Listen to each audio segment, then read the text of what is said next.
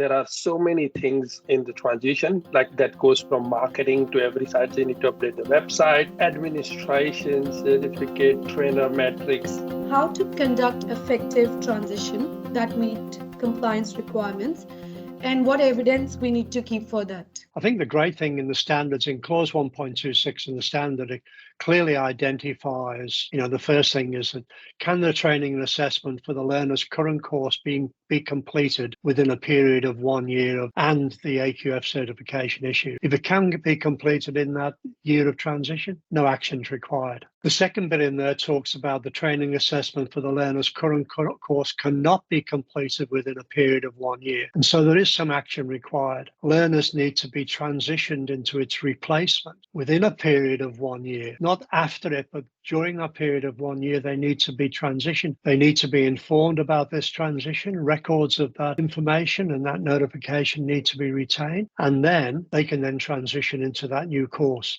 And that's where things like credit transfer will be considered. And if there is any gap training, when the RTO compares the old unit against the new unit, when all of that will take place as well. Third one is probably if the AQF qualification is no longer current and has not been superseded. It's no longer current, it's not been superseded. It's going to expire in 2 years. So you must get everything completed within that 2-year period and your AQF documentation issued in that time. What you've got to think about, that's for a qualification. But if a skill set or a unit of competency or a short course is no longer current and has not been superseded, you only have 12 months to get that finished off. So if it's a full qualification and it hasn't been superseded by anything else, you've got 2 years. If it's a shorter training product, skill set, units of competency, etc., you've got to do it within 12 months. One of the things I always suggest with my clients is they straight away create, when they know transition is going to take place, they create a transition action plan. And that transition action plan is a simple document, but basically it covers probably a dozen things, and I'll mention 3 of the most important ones today. So if you're looking at putting a transition action plan together, you'd need to action plan the preparation of the new training and assessment strategies. That's a key thing you'd have to do, and you'd have to include in the communication with and engagement with industry, etc.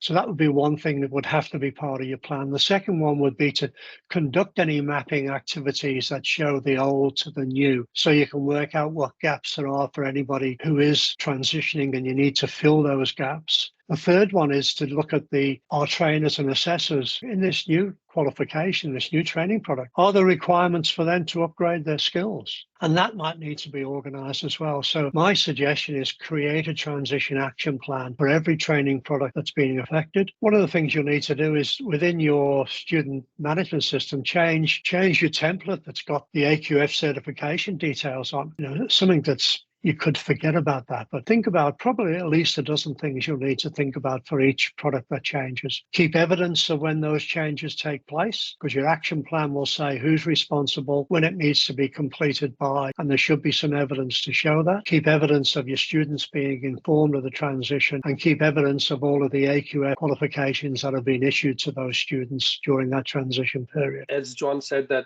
there are so many things in the transition, like that goes from marketing to every site. You need to update the website, administration, certificate, trainer metrics. So that's why the transition plan is always useful.